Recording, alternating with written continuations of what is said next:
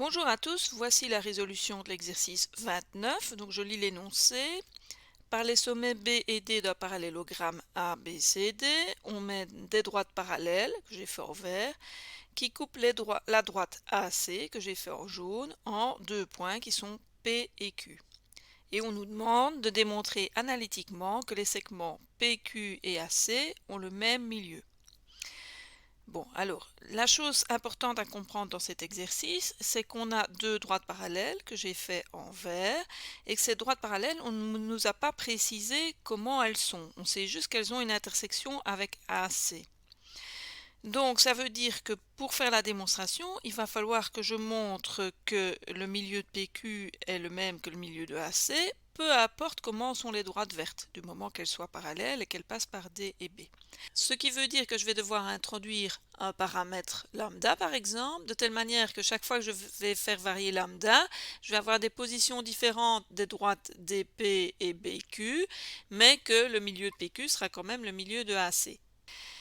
Donc en géométrie analytique, on commence toujours par mettre à choisir le repère. Donc je vais écrire démonstration.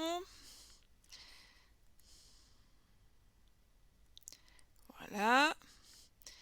Choix du repère. Alors ici, comme il n'y a pas dans l'énoncé de notion de distance ni de notion de droite perpendiculaire, je ne dois absolument pas prendre un repère orthonormé. Je peux prendre un repère qu'on appelle un repère affin.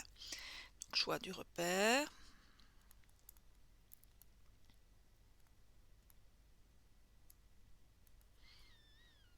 Donc l'origine je vais y venir, on va réfléchir, et puis l'axe des abscisses, et puis l'axe des ordonnées. Alors, il y a plusieurs façons de faire qui sont toutes correctes, ici. Il va falloir que je choisisse mon origine en fonction finalement de ce que je vais choisir comme paramètre. Donc il faut que je réfléchisse un peu à ça. Donc les droites vertes, elles ont comme caractéristique qu'elles passent par D et par B. Donc je vais appeler la droite qui passe par D, je vais l'appeler D1, et la droite qui passe par B, je vais l'appeler D2. Eh bien, ces droites, donc elles ont un point fixe chacune. D1 c'est D, D2 c'est B.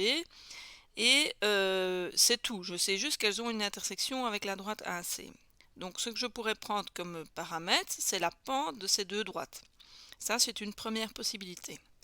Une autre possibilité, c'est qu'on me dit dans l'énoncé que les droites vertes ont toujours une intersection avec la droite AC, donc je pourrais prendre comme paramètre, par exemple, l'abscisse du point P.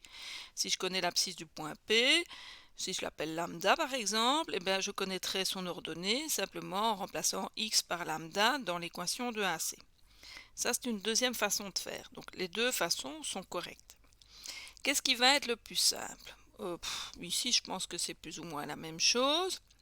Parce que si je choisis comme paramètre la pente des droites D1 et D2, bien les équations des droites D1 et D2 seront assez simples. Je peux mettre l'origine en D par exemple, comme ça la droite D1 elle a comme équation y égale lambda x par exemple, et D2 ce sera y égale lambda x plus quelque chose que je trouverai en utilisant les coordonnées de B.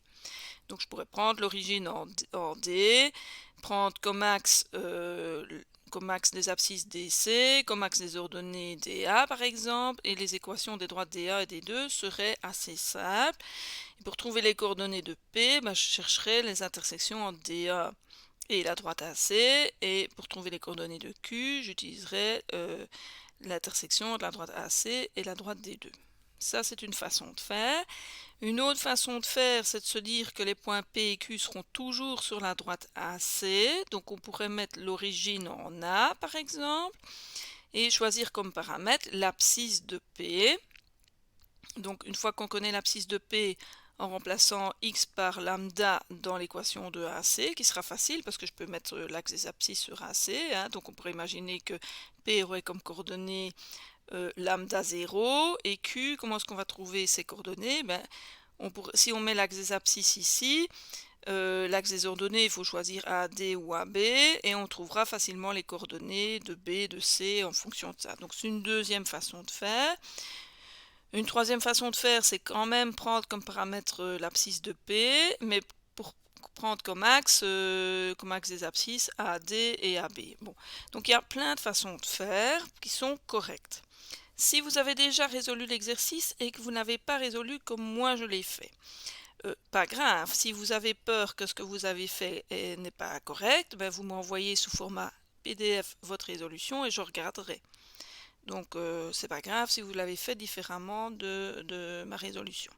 Donc moi ici ce que je vais choisir, c'est ce que j'avais choisi au départ. Je vais prendre l'origine en D, l'axe des abscisses sur DC, avec C qui a comme coordonnée petit c 0, donc petit c strictement positif. Voilà, donc concrètement je mets mon axe ici, l'axe des abscisses. Hein. Voilà. Donc C a comme coordonnée petit c 0. Je mets mon axe des ordonnées sur DA. Voilà. Y. Et alors A, je vais lui mettre comme coordonnée 0, petit a. Donc D, c'est 0, 0. Donc je vais écrire tout ça dans ma démonstration. Donc axe des ordonnées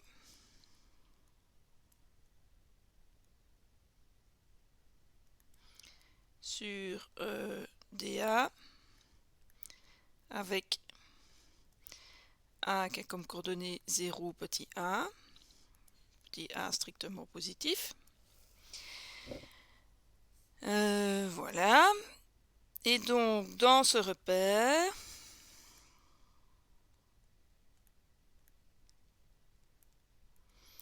D a comme coordonnées, non pas D, j'ai déjà ses coordonnées, B a pour coordonnées, et comme BC est parallèle à AD, hein, par hypothèse, B a la même abscisse que grand C, donc son abscisse c'est petit c. Et comme AB est parallèle à DC, B a la même ordonnée que A. Donc B a comme coordonnée petit c, petit a. Voilà ce que j'ai écrit. Petit c, petit a. Alors, je n'ai pas encore défini D1 et D2. Je l'ai écrit sur mon dessin, mais il faut toujours écrire tout. Donc il faut dire soit D1, la droite passant par D et coupant AC en grand P, et soit D2, la droite passant par B et coupant AC en Q. Donc D, la droite D1, je vais faire une photo de mon dessin comme d'habitude hein, pour pouvoir le travailler avec moi.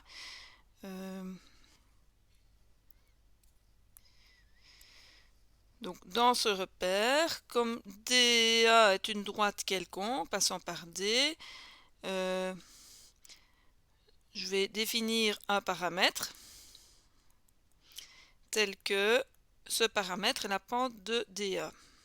Donc DA, comme c'est une droite qui passe par l'origine, son équation est très simple, c'est y égale lambda x. Hein petite remarque, est-ce que lambda peut être égal à n'importe quoi? Ben oui, il peut être il peut être égal à n'importe quoi. C'est quand même juste, il peut être nul. Si la pente de DA est nulle, eh bien le point P est égal au point C et le point B est égal au point A. Donc en fait, le segment PQ devient le segment AC. Donc fatalement, ils ont le même milieu. Donc lambda peut être égal à n'importe quoi. Lambda appartient à R. Alors, à partir du moment où j'ai défini ce paramètre, bien, je sais que la droite D2, elle est parallèle à D1. Donc son équation est du même style. D2 a une équation du type y égale lambda x, mais il y a une constante supplémentaire. Comment est-ce qu'on va trouver cette constante?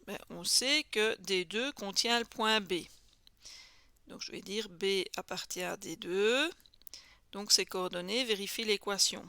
Donc ça veut dire que si je remplace x et y par c et a, j'ai l'égalité. Donc j'ai a qui est égal à lambda c plus k. Donc ça veut dire que k est égal à a moins lambda c. Donc l'équation de ma droite D2, c'est y égale lambda x plus a moins lambda c. Qu'est-ce que je vais faire ensuite?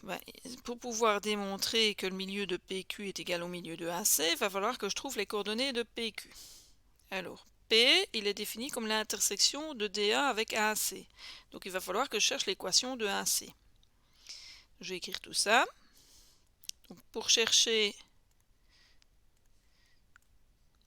P, il faut l'équation de AC.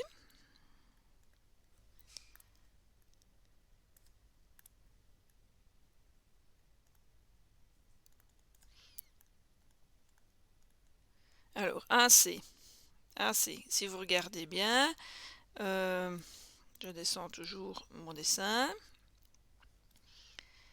AC, pour trouver son équation, je vais chercher le vecteur AC. Le vecteur AC, il a quoi comme composante? C moins A, je vois que ça me donne petit c moins 1. Donc la droite AC, elle a une équation du type AX plus CY plus un terme indépendant qui vaut 0.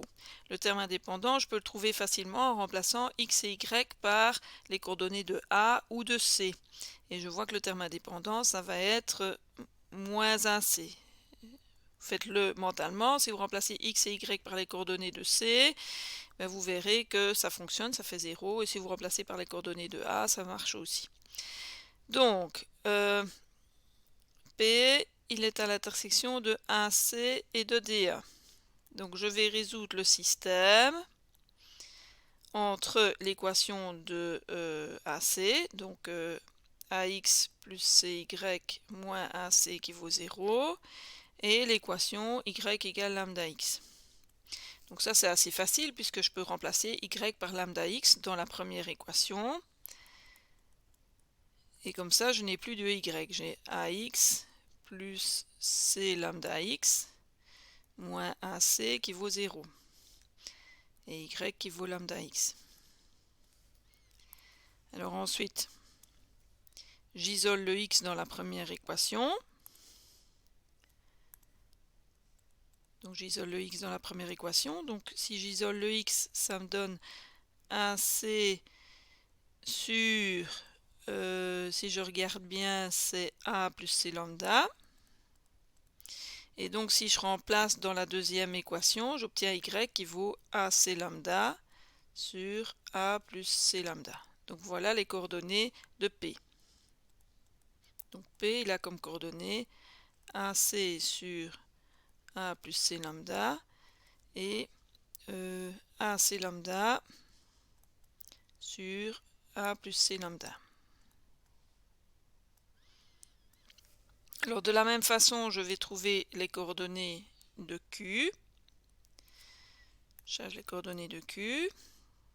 Donc Q, il est à l'intersection de AC et de D2. Donc l'équation de AC, c'est toujours AX plus CY moins AC qui vaut 0. Et l'équation de D2, je vais retrouver ce qu'on avait trouvé au-dessus. D2, c'était Y égale lambda X plus A moins lambda C. Y égale lambda X plus A moins lambda C.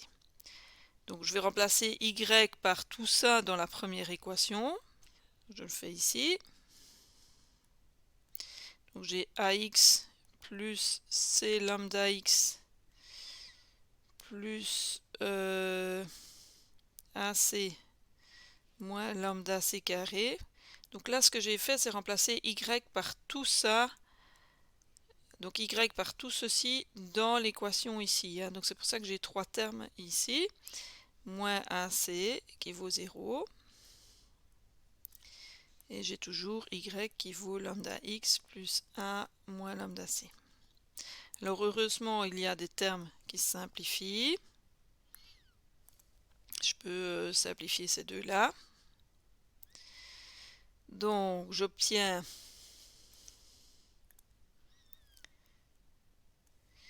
x qui est égal à combien? Ben, si j'isole le x, j'obtiens lambda c carré sur a plus c lambda. Là, j'ai isolé x ici, j'ai mis x en évidence dans ces deux termes-là, puis je l'ai isolé. Puis si je remplace dans l'équation du dessous, j'ai donc y qui vaut lambda carré c carré sur a plus c lambda plus a moins lambda c. Alors heureusement, on peut simplifier tout ça si on réduit au même dénominateur. Ça fait lambda carré c carré plus, alors je vais distribuer les deux, mais si vous regardez ici, vous avez a moins lambda c, et en dessous, vous avez a plus lambda c. Donc si on réduit au même dénominateur, ça fait a carré moins lambda carré c carré sur a plus c lambda. Donc évidemment, de nouveau, je peux simplifier. Donc voilà enfin les coordonnées de Q. Q a donc comme coordonnées lambda c carré sur a plus c lambda et a carré sur a plus c lambda. Voilà, j'ai presque fini ma démonstration. J'ai les coordonnées de Q, on va les encadrer, hein. Et voilà. Et puis j'ai les coordonnées de P qui était plus haut, hein. P, on avait trouvé ceci. Voilà. Bon, alors. Maintenant, il faut que je cherche la somme des coordonnées divisée par 2 et voir si ça donne bien le milieu de AC. Et j'aurai fini. Le milieu de AC, qu'est-ce qu'il a comme coordonnées? Je vais reprendre mon dessin.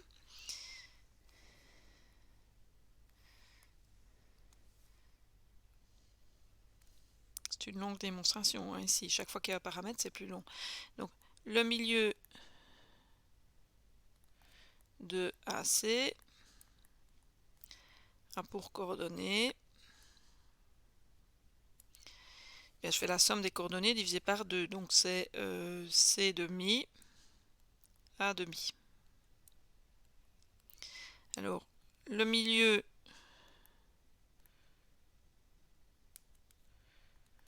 de PQ a pour coordonnées. Alors, ben, je vais faire la somme des coordonnées divisée par 2. Alors, il faut que j'aille revoir les coordonnées de P.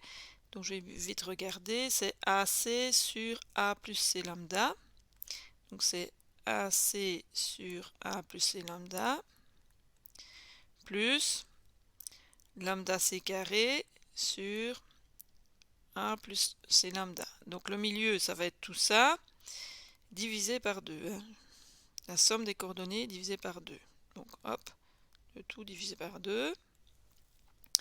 Et de l'autre côté, j'ai quoi? Eh bien, j'ai l'ordonnée de P, c'est AC lambda, AC lambda. AC lambda sur A plus C lambda, plus A carré sur A plus C lambda.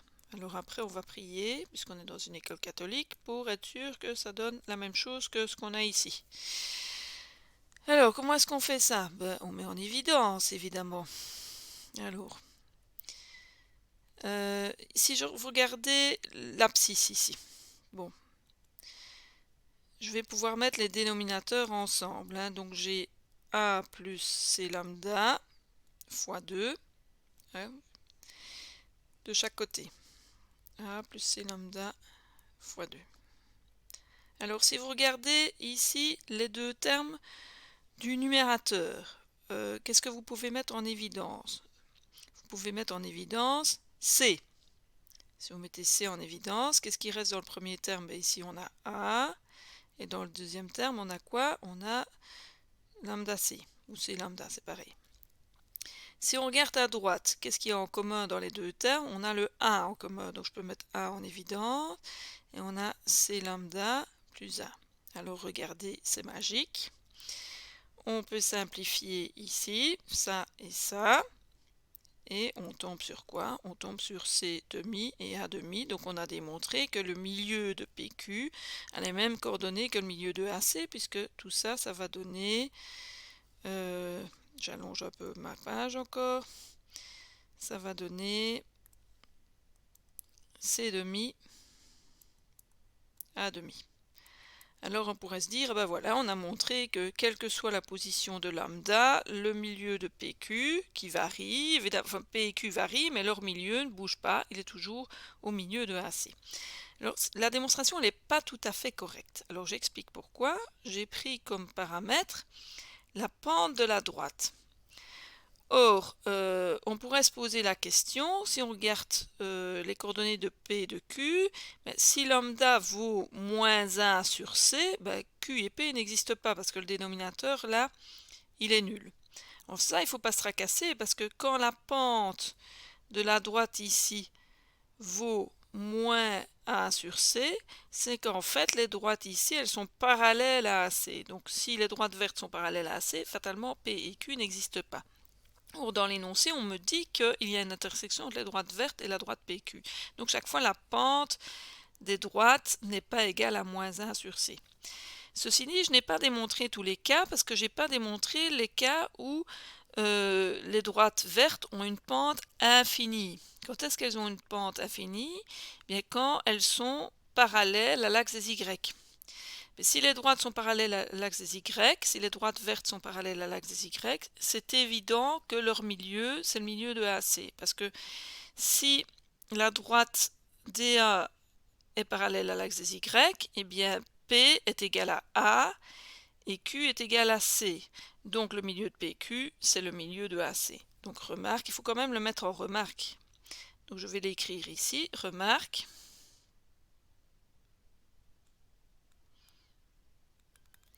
Si DA et D2 sont parallèles à OY, alors PQ est égal à AC, et donc c'est trivial que le milieu de PQ est égal au milieu de AC. Donc si je ne fais pas cette petite remarque, ça veut dire que j'ai démontré que peu importe comment étaient les droites vertes et qu'elles avaient une intersection avec la droite AC, eh bien, le milieu de PQ est égal au milieu de AC, sauf dans le cas où les droites sont parallèles à l'axe des Y. Donc je ne l'ai pas démontré dans tous les cas. C'est pour ça qu'il faut que je fasse cette remarque en plus. Alors, donc, j'ai fini là, hein, puisque j'ai démontré que les milieux étaient égaux. Voilà.